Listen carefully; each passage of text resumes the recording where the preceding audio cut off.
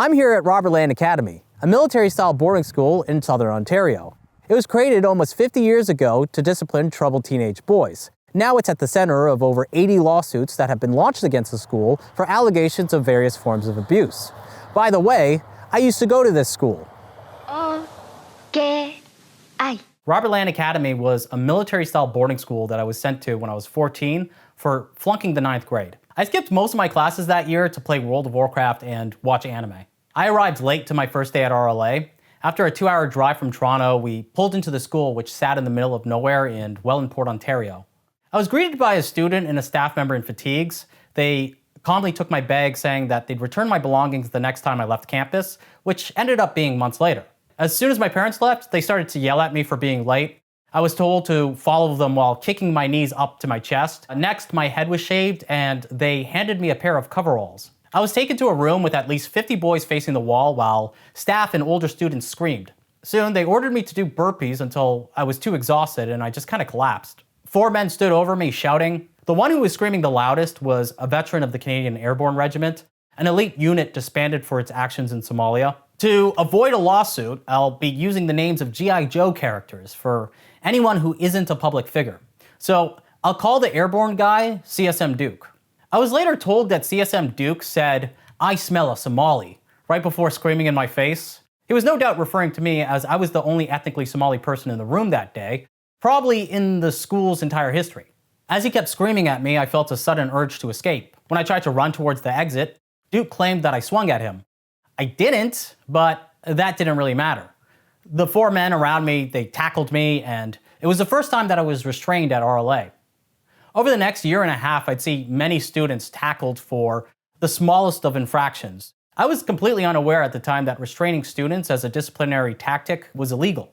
Before it recently shut down, Robert Land Academy was the only military-style boarding school in Canada. RLA had no affiliation with the Canadian military. It was a private school for troubled teens that was home to 160 boys a year, mostly with learning disabilities and behavioral disorders. RLA was founded by Scott Bowman, a former camp counselor who claimed to be a NATO spy that did top-secret missions for the IDF.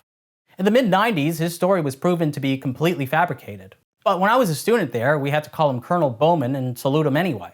Bowman believed that physical discipline and total control were the best ways to fix troubled teenage boys. But instead of helping boys, he just kind of created an environment that was ripe for abuse. Since opening its doors almost 50 years ago, the school gained notoriety for everything from hiring convicted criminals to the deaths of 3 students. I was sent to Robert Land because I had a deep sense of apathy towards school. My life has always been ruled by single-minded obsessions. Right before I arrived at RLA, that obsession was World of Warcraft. I wanted an epic mount in World of Warcraft more than I wanted a driver's license. I didn't really care about anything else. Many RLA students were kids that were in trouble with the law. Some were sent by youth probation officers. So it was kind of a weird mix, because while I was at home playing World of Warcraft, some of the kids in my barracks were jacking cars and selling hard drugs. I like to joke that I arrived there not knowing what ketamine was, and left knowing how to traffic it internationally. Every morning at Robert Land, we woke up at 6 a.m. Bright lights suddenly flashed on, and staff members screamed until we got out of bed. Our days revolved around academics, kid inspections, drill, and PT. We learned to shine combat boots and fold clothes to exact measurements. The staff used rulers during kid inspection, so if your shirts weren't folded exactly 30 centimeters long, they'd tear your whole cubicle apart.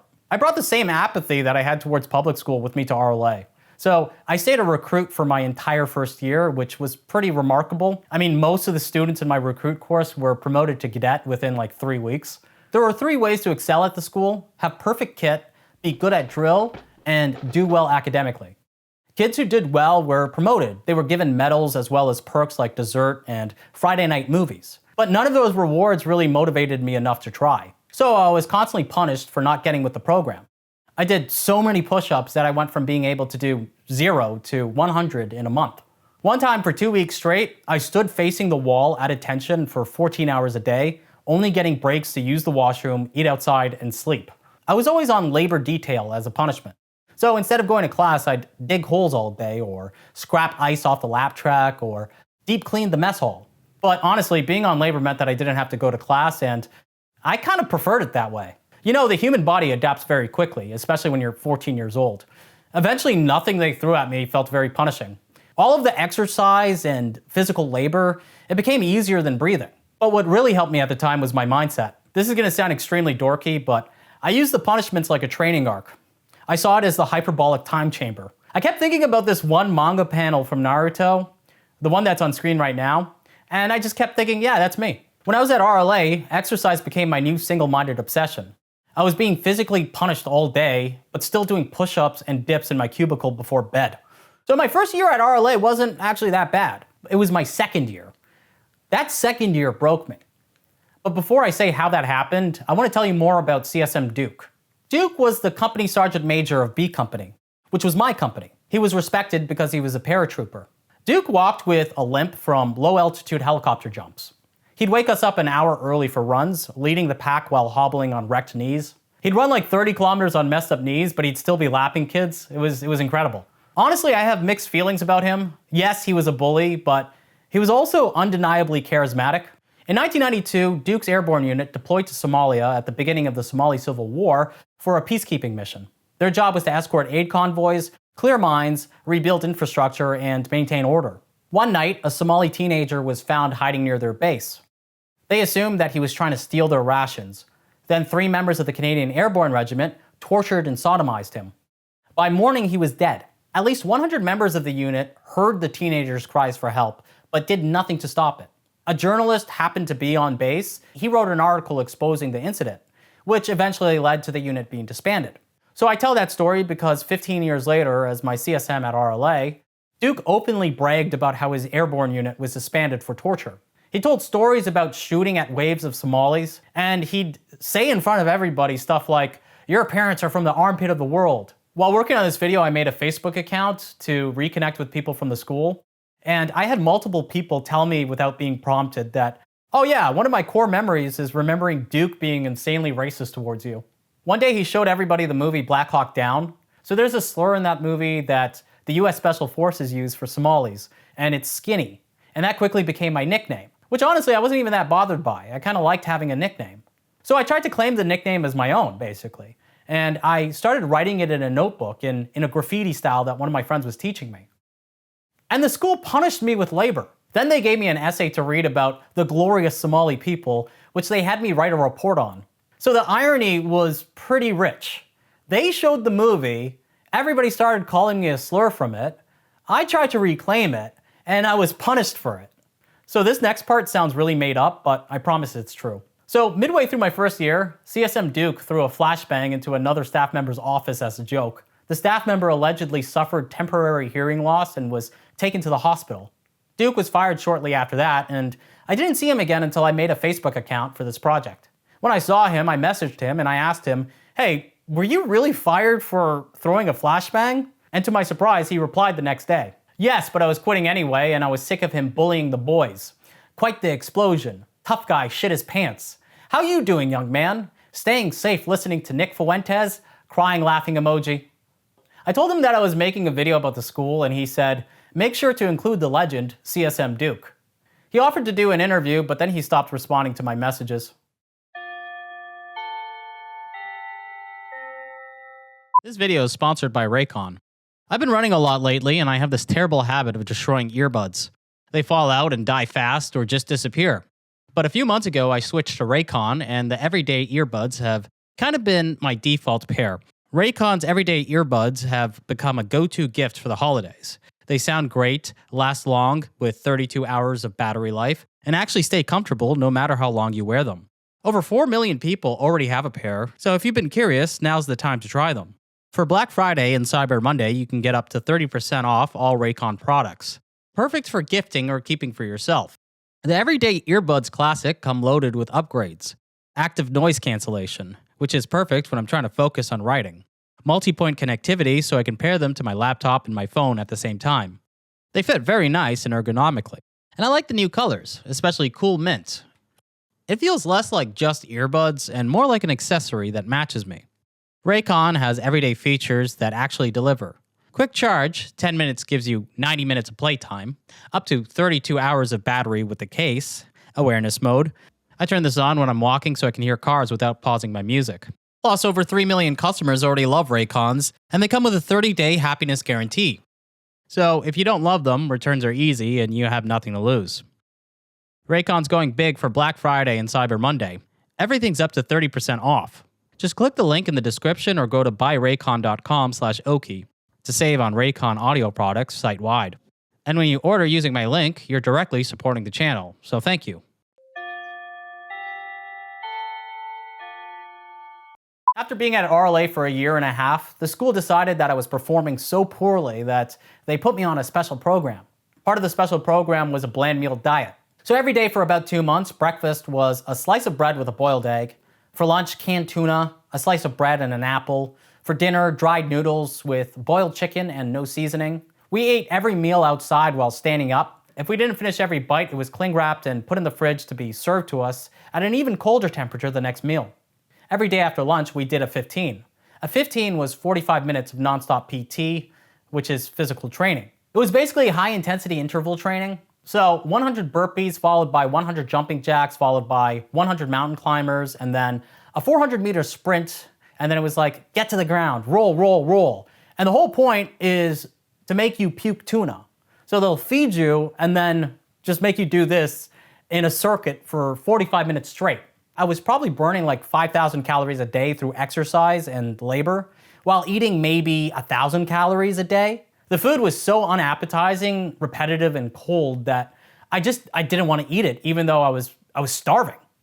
After a month and a half of that, I was more mentally and physically exhausted than I've ever been in my entire life.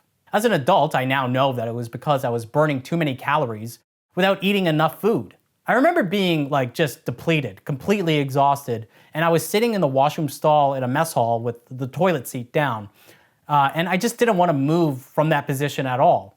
Then a guy named Sean McCarthy, he was a kid who arrived at the school the same day that I did. He handed me a raisin scone from underneath the stall. He had taken it from the mess hall and had wrapped it in a napkin for me. You see, McCarthy wasn't on the special program, so his meals were normal meals. The meals that everybody else got, which admittedly were pretty good. The thing that sticks with me about that story is I didn't say anything to him about how drained I was feeling. He just saw what was happening and was thoughtful enough to do that for me. That was 16 years ago, and I still remember the taste of that scone. It was the best thing I've ever eaten in my entire life. I haven't spoken to Sean McCarthy in over a decade, but hey man, if you're out there, I'll never forget that act of kindness. I still truly appreciate it to this day. During the special program, I started thinking about going AWOL. Legally, the school had to let us go home for 2 weeks during the Christmas stand-down.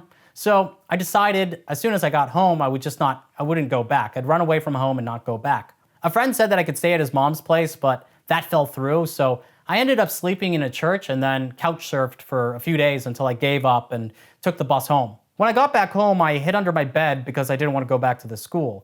And I'm not sure how, but my mom found me. She said that she kind of just sensed my presence. I told her that I refused to go back to RLA. I didn't even really fully articulate why. Instead, I just kept repeating that I'm not going back. A little while later, my parents tried to trick me into going back to the school, saying that we were driving to Niagara Falls. By the time I realized what was happening, we were only 15 minutes away from the campus.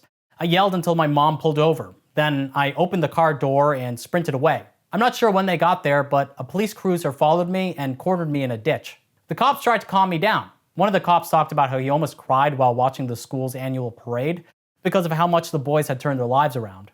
Eerily, a year later, another RLA student died when his parents tried to drive him back to the school, and he jumped out of the car to run away, just like I did. Next thing I knew, I was in the school's administration building. I sat in a chair and refused to get up as staff members tried to convince me to follow them back to the barracks.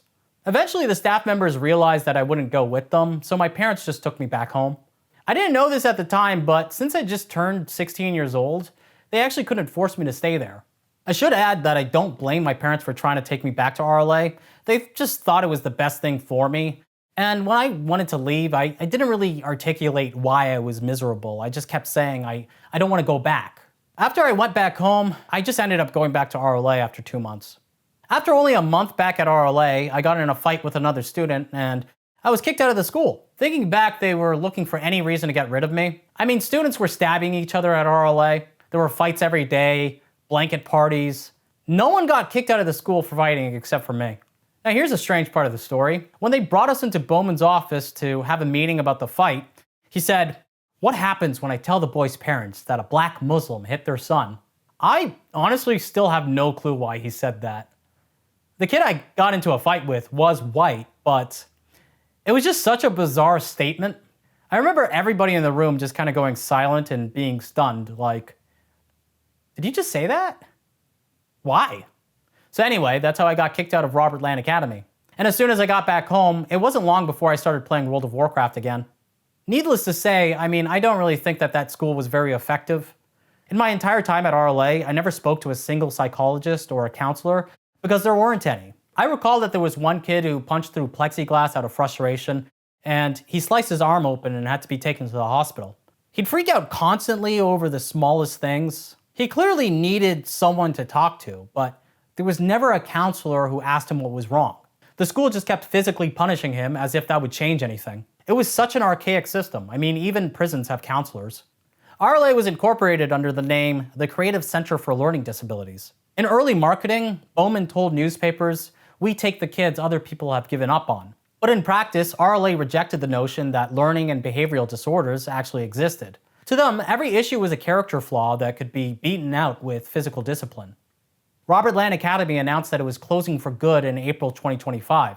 The school said that they were shutting their doors because of a decline in enrollment.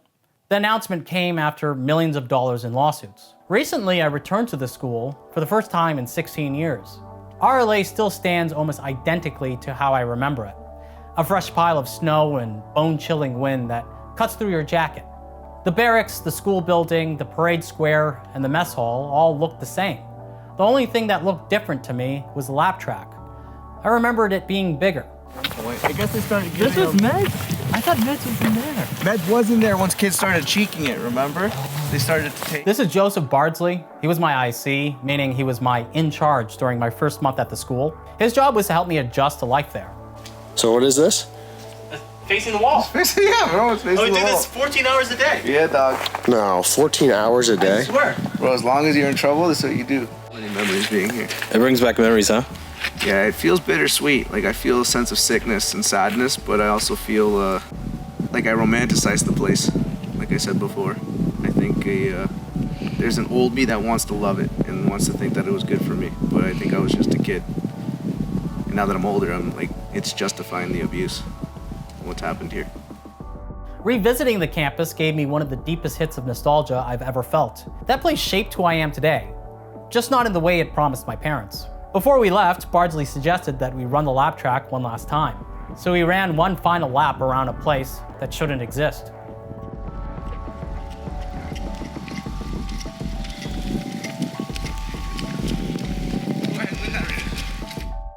Thanks for watching, and until next time. That's all you need to know now. You see this parade square here? I was never allowed to walk on this parade square. You were only allowed to walk around it, and if you walked on the parade square, you better be doing drill. But you can never casually do this.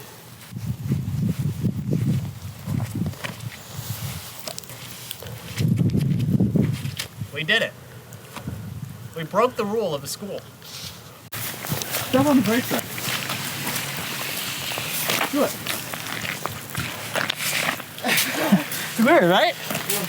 You're never supposed to do this. No smear. What happens if you stepped on the parade square? I think it was five laps immediately. 5 laps. I remember it like yesterday. Same. I remember this place more than I remember. Anything else? Yeah. Yeah, as a kid for sure. This is all I really remember. Yeah. Just this place.